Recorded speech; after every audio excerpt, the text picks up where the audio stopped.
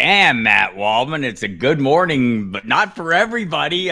Week 11 is going to leave a mark as we head into week 12. I'm Bob Harris. He's Matt Waldman. You find us at Football Guys. Find him at the Rookie Scouting Portfolio. MattWaldman.com is the place where that lives. It's fantastic. You should all check it out if you don't already. All kinds of Dynasty content there as well. You can hear me on the radio, too. It's fantastic as well. But we're feeling of fucking things today, Matt. And there's at least to say fuck about. We'll start with Atlanta, where both Michael Penix Jr. and Drake London came out of the game yesterday against Carolina, the overtime loss. With knee injuries, Michael Penix maybe a season-ending, possibly a ACL. The initial report was he aggravated the bone bruise. This sounds like maybe it's more than aggravated, and we'll know more about that later. Drake London, apparently a PCL. He'll miss a week and maybe more. So, we'll have to deal with Kirk Cousins for a little while. Maybe Kadero Hodge will become our new hero, filling in for Drake London. Or maybe they'll all just continue to struggle because they don't have the right offensive coordinator. Zach Robinson, the right guy for Atlanta. Feel it or fuck it. Oh, fuck that. They definitely don't. I mean, the run game, that works reasonably well when they decide that they're going to feature it. But I would say, yeah, overall, the scheme's a little bit on the predictable side. It sounds like last week, some of the comments that Michael Penix made, it kind of sounds like he's basically running the offense. So what's Zach Robinson doing? Getting irritating fantasy managers. I think that's what he's doing. I mean, I don't know. I mean, maybe he's enjoying the sights of Atlanta or something. But apparently, you're putting Penix in a situation where you're asking him to be kind of your assistant offensive coordinator and manage upward. That's probably not a good situation for a first-year starter. So, from that standpoint, yeah, they could do a lot more to really maximize what Penix can be. And you see what Penix, there's a lot of promising things from what we've seen with Penix, but at the same time, you need an offense that can kind of scheme some things up that are good, but also give Penix a little bit more structure to work in. I think he could be a much better performer than what he's been, and I think that offense is holding him back. And yeah, now we're back to bologna sandwich, which, can be pretty good down south if you fry it up and, put it on a nice biscuit, get that thick bologna. But I don't think Kirk Cousins is that. I think he's probably more that deli counter shit that you can get at the grocery store at this stage. His game's kind of thinned out. You can see that he's kind of be able to make some throws, but when they really challenge him, he's not going to be able to challenge the defense back. I feel like there may be problems here, and they may be addressed by Arthur Smith after the season. It might not be just Zach Robinson. It might be Raheem Morris as well. Just things aren't going as they expected. That's for sure this season. Hopefully he's not partying with the players again. Yeah, well, you never know. It was funny. I was talking to a beat writer from New England a couple of weeks ago when those two teams were playing, and just asking him his thoughts, on the game in general and the Falcons in general. He says, they're not a good team, and Raheem Morris is their coach. That was just like a New Englander. That's exactly how a New Englander would sound. Is just cut to the chase and look down their nose at you a little bit too as they do it. I thought it was an interesting comment. Probably true. Off the cuff. May well be true. So we'll see what goes on there. In the meantime, they'll take on the Saints this week with a lesser set of weapons, it seems. No lesser weapon here. Tetairoa McMillan was fantastic. His performance is totally sustainable. Feel it or fuck it. All right. I'm going to acknowledge that Bryce Young is not going to throw for 449 yards every week. I'll go with that. We'll start there. Yeah. I mean, listen, great fantasy play. Absolutely been he was a great fantasy play last week. He will continue to be a good fantasy play because they scheme the fuck out of him. I mean, when you watch what they do with him, it's either wide open in zones, and so he's a good zone route runner, and they're able to find spots for him where they know they're going to get him into a soft area, or like the touchdown that he caught late, they put him up against Caden Ellis at linebacker, which I heard an Atlanta fan, which shouldn't be an Atlanta fan if he goes, Caden Ellis should be cut if he can't cover him. I'm like, he's a fucking linebacker covering their number one receiver. That's a mismatch. There probably isn't a linebacker in the NFL where you would deem that a mismatch or anything other than a mismatch. So then you have those. But then on a 3rd and 2, I believe, before that, they run, or like earlier in the game, they have A.J. Terrell on him man-to-man, and his release package was just shitty, and he couldn't get open. It was well covered. So then the next play, they schemed it open for him, and he got the yardage. So, again, he's not a primary wide receiver in the way you define it traditionally, but they're finding ways to get him the ball enough, and they're a team that's still contending for the playoffs. So long term, I don't see this as sustainable for him to be wide receiver 1 in fantasy, like a top 12 guy consistently. He's a wide receiver 2. He's a wide receiver 2, and that's good. Unless, what if do the Panthers does Bryce Young need a primary weapon? Is that something they should be adding there? Feel it or fuck it? I feel it. I think they should. I think it's been missing. I think when a mind like Steve Smith said that back in April, like, what the fuck are y'all doing getting the same type of receiver? It's like scrambling, and it's like they always get that guy. Different ways. Muhammad, they always have that guy. They like that guy. They like that guy. They get tons of it. It's like if you add the old Patriots offense proclivities with slot receivers with this Put one, them together, you'd have 2/3 of the receivers that you need, and you still wouldn't have a primary. But yeah, I mean, I take the Bengals number 1 and throw it in there, and we'd be good. You'd be great. You'd be great. Shit, you could probably, if you could take the Bengals number 1. You could take, the way most fans see it, you could take the Bengals number 1, the Bengals number 2, maybe even be patient with the Bengals number 3.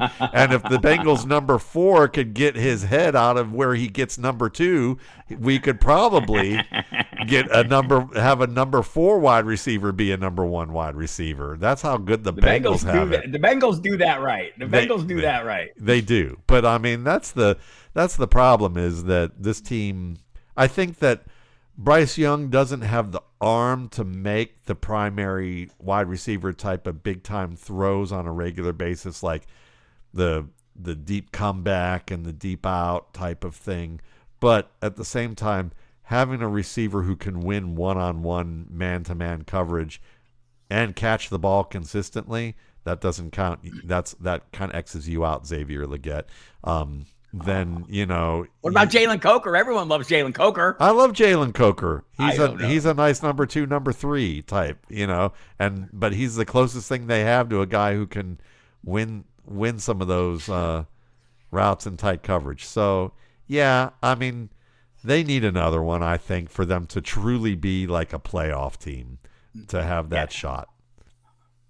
They probably need some other things as well. But I do think that's really, like, right now, I mean, you've got Rico Dowdle, the offensive line. They've rebuilt nicely. I mean, they do a number of things right. What is Bryce Young? What is he? I think he's going to be a good starting quarterback in the league. I think he's a distributor of the football. He's kind of, one of my readers asked if he was kind of like a Montana Breeze type of player. And I'd say yes, just not as talented as those guys. He doesn't have the added component of Breeze's arm, and he doesn't have the primary receivers Montana had, and also just a lot of the things that Montana had inside. We don't know yet about Bryce Young. I think Young's in that spectrum of style of player, but he's not in that spectrum of talent, at least not emerging just yet. All right, fair enough. Bhayshul Tuten. Looked like he worked up into like a solid 50-50 timeshare with Travis Etienne Jr. before he hurt his ankle against the Chargers. And what a surprising outcome that was. like we'll throw the ankle issue out because I think it may be an issue going forward for a week or so. But just in general, is the push on? Is the Bhayshul Tuten takeover in effect? Feel it or fuck it? I'd say fuck it. I think the push goes as far as 50-50 when he's healthy. And you could see that. He played much of the first quarter, which was promising. He even began the second quarter on the first play and the first drive. But then Lawrence threw an interception. Surprise, surprise. And then Etienne got 2 red zone sequences in the first 3 quarters to Tuten's 1, and he scored 2 touchdowns to Tuten's 1. I think Etienne played well. It's just that Tuten's physicality really showed up in that game, and it was fun to watch. He's explosive. He's physical. So you can see that I think the push for him to be a relevant fantasy piece in a 50-50 split is there, but I think that's exactly what it's going to be, at least for the end of the year, as long as he can return to health quick enough for it to happen. Nice. That seems reasonable enough. And related, we brought up the Chargers, and we'll stay in Jacksonville right now. We'll bring up the Chargers. Justin Herbert and the Jaguars are done in the AFC. Feel it or fuck it? I'm going to say feel it, because in addition to the fact that Justin Herbert makes some of the most beautiful throws you'll see every week, he also makes some of the dumbass throws that at least one dumbass throw every week too. It's like he's like the genius who has that dumbass moment, like, just often enough that when you live with them, you go, Mrs. RSP. I mean, like, really? Like, that's, I would say that. My wife is a genius, and then she has these moments like she's Justin Herbert, like throwing the ball. My wife would say that about me. It's really weird how that goes. Mine just says that I have like more like, how would she put it? Will Levis like moments on a regular basis. Yeah. I'm more Will Levis to her Justin Herbert. But I would say they're done, because not just because of Justin Herbert, but more so because as long as Trevor Penning, the former Saints tackle, who basically pulled the rug out from under the Saints season a couple of years ago when we thought everybody was going to be really rolling there with all their weapons, and then Penning couldn't protect the left end. Well, same thing. He allowed multiple pressures, sacks, tip passes. He's a massive liability at left tackle, and you could see it again last week. Yeah, honestly, I was just looking to see if I could. The Jaguars got a 50% pressure rate. They sacked him 3 times, including the hit that sent him to the tent. But this is not a new development. I mean, he's been hit more than any. I think he's been pressured more than any other quarterback. He's been sacked almost as much as Cam Ward. So it's going to wear them down. I just don't. I can see it wearing him down. I thought the game yesterday, I thought you could see signs that, I mean, he has to do too much, right? Yep. It's difficult. He does have a great receiving core to work with, though. That helps him out a little bit, but only goes so far when you're wearing a defender as a coat. If you took the Carolina receivers, if you switched the receivers and the quarterback between. Really, if you just switch the receivers between Carolina and the Chargers, one team would be picking first overall in the NFL draft, and the other team would probably be in the playoffs. Jakobi Meyers, he's a receiver. Seems to be coming on a little bit. Is he more than a Band-Aid in Jacksonville? I think so. Apparently, he's very excited about being a Jacksonville Jaguar, and was like, this was a very inspiring trade for him, because he felt like this was a team on the come up. And he was excited to get in early. That's what his viewpoint is. And you can see what they're trying to do, which our buddy Brandon Angelo, who, in the Going Deep podcast brought up a couple weeks ago, which is Ryan Thomas might not be long for this team, mainly because he's very possible. Yeah, he's a very good vertical receiver, but Trevor Lawrence, if I can get the Trevors and Travises straightened out. Trevor Lawrence, if he just doesn't throw the ball well downfield, and they haven't been on the same page, he hasn't been accurate downfield. And I think that's the basis of Thomas's game to build off of. And so they're trying to make a midseason switch to, look, we got Parker Washington, we got Jakobi Meyers. We can throw it inside. We can throw it short. Let's let Lawrence be good there, because we're kind of stuck with him. So let's adjust our receivers. Maybe we can trade Brian Thomas away down the line and get a little more value out of that. And I think Jakobi Meyers is maybe one of those short-term cornerstones. When I say short-term, the next 2 to 3 years. I'm going to set you up for something here. We invoked the name of Cam. Cam Moore's a bust. Feel it or fuck it. Fuck it. He's not a bust. It's just too early to tell. It's too early to tell. It is. And I think that this team really can't run the ball all that great. Their offensive line is just bad all around, and he's not being able to. And he's playing with young receivers, so the advanced stuff that he's going to eventually be able to do, he's going to need some receivers to do that. Calvin Ridley played all of one play, but got all of one target before he got hurt again. This team is it's a dumpster fire right now, and he's at the epicenter of it. I'll tell you this. I thought this quote was interesting, and it's easy to read a lot into things. I think he needs a new coach, and he will have one. Mike McCoy made a cut up for Ward to review his mechanics, his throwing motion, and situational awareness. Here's the quote. I met with him this morning. This is McCoy, and I sat down with him and I told him, "Hey, here are some things I think you could look at from my perspective, and here's some things you can mechanically clean up." That seems like an odd quote. Like, I told him, hey, here's some things. Like, shouldn't you be in there coaching him up and showing him how these things work and how you need to get better at them and taking them out on the field and working them into fruition? Or am I just reading way too much into this quote where that it seems like everything's lackadaisical about Tennessee? You're making what our buddy Sigmund Bloom would say the assumption of rational coaching, which is like we're thinking about coaching in the NFL the way that we're thinking about coaching the NFL as if it's what happens in the amateur ranks. The amateur ranks, you would get this type of coaching. You'd probably get this coaching after practice, and there would probably be work that would be being done extra, and you would do it with a quarterback tutor. But in the NFL, you generally have quarterback tutors who do this work with you, who show you this type of thing, and most of the time you're going to be working on this stuff during the off season. Don't tell that to Raheem Morris. He gets a little upset about that. Yeah, well, why does he get upset about it? What happened to him? He kind of got a little heated when Michael Penix said he was working with his coaches, his private coaches, and working on things, and Raheem Morris got a little bent about it. Well, maybe Raheem Morris needs to find a new job because he probably will. He probably will because he may get bent about that, but that's kind of the reality of what's going on. If you're so hyper obsessed about scheme and game plan, and that really takes up probably about 80 to 90% of your time. I mean, the biggest joke the biggest joke among NFL coaches and scouts and stuff like that, and I wouldn't even call it a joke. The biggest fear is having somebody from an executive part of the executive management come down and say, "Okay, I want you to be able to develop this guy." And they know realistically that they're not going to have the time to do that. And then when the quarterback struggles, they blame the quarterback for not doing the work when really it's not realistic what they're asking them to do. So Morris was mad at the response. Here's the quote. Penix was asked where he goes for advice. He mentioned his fiance and his quarterback coaches back home who give him tips on things that need to be cleaned up. There was some reaction to the remarks that shouldn't that be a job of the coaching staff, and that it's weird that he didn't say he turns to any of them for help.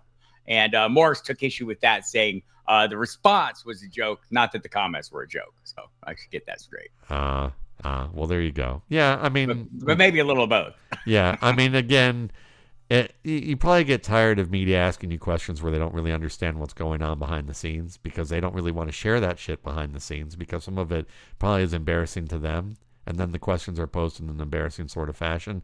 And then also because there's a little bit of a gotcha adversarial kind of media relationship. Like me and you. Yeah, gotcha. all the time. Yeah, son of a bitch. Exactly. That's fine. So I like, look, we've all known, this is like a normal thing. Tom Brady has had his own coaches for how many years? I mean, this is not a new development. So yeah, that's interesting though. Michael Wilson, the great Michael Wilson, let me rephrase that, is the best wide receiver in Arizona. Feel it or fuck it. Damn straight he is. I'm feeling that. I know that a lot of Marvin Harrison Jr. people aren't feeling that at all. They'd say, fuck that noise. But I'd say until Marvin Harrison can catch some of the footballs Michael Wilson does on a regular basis and run a fuller route tree and be asked to do that actually would be nice. I just think it's funny the response. The response that the teammates had to the media about Michael Wilson getting to be the number one wide receiver was overall very positive and excited for him. They were excited for him to be the number one receiver. Why would they be making such a big deal out of that if they didn't know a truth that maybe the public doesn't, which is that Michael Wilson is the best receiver on the wide receiver on the Cardinals? And we saw, again, made some big plays downfield yesterday. Beautiful one-handed grab in tight coverage on a 3rd and 3. And, he's a good timing route runner. You put him inside in the slot and let him be the big slot option, he could be a Michael Thomas type of player for you in a lot of regards. I think he should be a second contract primary starter somewhere. I just don't know if it's going to happen, but this may be giving some teams a clue of what their teammates already know. Yeah, this is entirely possible. He had 15 catches for 185 yards if you missed it on a day when, granted, Jacoby Brissett threw a record number of attempts and Trey McBride was very busy. But this had been building a little bit over the course of he's had what has it been since Brissett took over? Here we go. He's tied for Wilson. The increase since Jacoby Brissett took over. He caught 14 to 20 targets for 179 yards, averaging 12 yards per catch in the 4 games. Prior to this one, Brissett under center, numbers were a notable rise over Kyler Murray. Is this a Kyler Murray problem or is it a wide receiver problem? It's both. It's okay. Kyler Murray problem because Kyler Murray can't get to his 2nd and 3rd reads without running, basically running the Boston Marathon behind the line of scrimmage. Yes, I just threw Matt Waldman some Kyler Murray red meat. You're all welcome. Yes, exactly. Exactly. My dog might come in here, but I will say this: most of at least half of Michael Wilson's targets, like the 95 or the 185 yards or whatever it was, 155. Were when the game was still in a contested game. I mean, this wasn't all garbage time bullshit. This was it's true. He had meaningful plays in this game. Yeah, no, it's totally true. Davis Mills should remain the starter in Houston even when C.J. Stroud is cleared from his concussion, which is not likely to be this week with the short turnaround. Feel this or fuck it, Matt. Fuck it for now, but be open to feeling it if he continues to play pretty well, which he has. The way he gets the ball to Nico Collins, it's like I've joked that, when he throws the ball to Nico Collins, it's like he's saying to Texans fans, hey, I remember when Nico Collins wasn't Nico Collins and I was still throwing him the ball then. He's spreading the ball around to multiple receivers. He's able to avoid pressure. He's able to, he's throwing the ball accurately down the field. He has some dumbass plays, but like most quarterbacks, you're going to have some of those every game. I think he could be a future starter somewhere if a team was open enough to that happening, or at least being a bridge to another starter. But I would say, Titans are a shitty defense. The Jaguars didn't have some healthy guys back last week, but they were tough against the Chargers, but they weren't as healthy. They've been better against the run. Yeah, sure. But he did come back from 18 down against them. So I would say be fortunate that you have this conversation even possibly percolating. I am could be the Cleveland I Browns. actually have dynasty leagues with Davis Mills at the bottom of my roster collecting dust, so I saved many of these pieces. Yeah, but you could be the Cleveland Browns right now and have. I probably am. Yeah. All right, Cleveland is hell for quarterbacks. Feel it or fuck. I fed you more red meat with the Cleveland Browns quarterbacks. Please gnaw on it for me. I know, I will. I know, I'm just stalling. I really just don't want to revisit hell again. That's all I'm saying. Is that it's a bad situation. They don't have quality receivers, I don't think. I mean, Jerry Jeudy's the best of what they got. I would say he's not great. Cedric Tillman is kind of one-dimensional, if you ask me. I think he's not as good as people say. So you've got tight ends. Great. Tight ends and a suspect sort of rookie in Isaiah Bond, who unbelievably talented, but nobody really wanted to work with behind the scenes. So yeah, this is hell for any team that wants wants to join this organization, that's going to end up joining this organization. And they got rid of their best quarterback. Also hell for the fans, apparently. Yeah, I wouldn't know. Yeah, I wouldn't know. All right, Jaden Higgins, back to Houston. Jaden Higgins has a strong fantasy future. Yeah, I'm feeling that. I mean, yeah, I think the route running is only going to get better, and I think it's already pretty good. He can go up and win the ball. I think that we're going to see a little bit more with him after the catch as time goes on, as he and his quarterback, whichever quarterback it will be, can really get a good feel for how to lead him and get him the ball where he wants it on certain timing routes. I think as he gains more experience, he's only going to be a bigger weapon in this offense. Yeah, fair enough. All right, let's move on to the 49ers. Should have stuck with Mac Jones. Feel it or fuck it. Oh, fuck that noise. I mean, listen, I get that Mac Jones was playing well, and that Mac Jones will probably get a lot of trade offers next year, as we discussed last week. He doesn't have the arm that Brock Purdy has. I don't think he has quite the anticipation Purdy has. He doesn't have the mobility that Purdy has.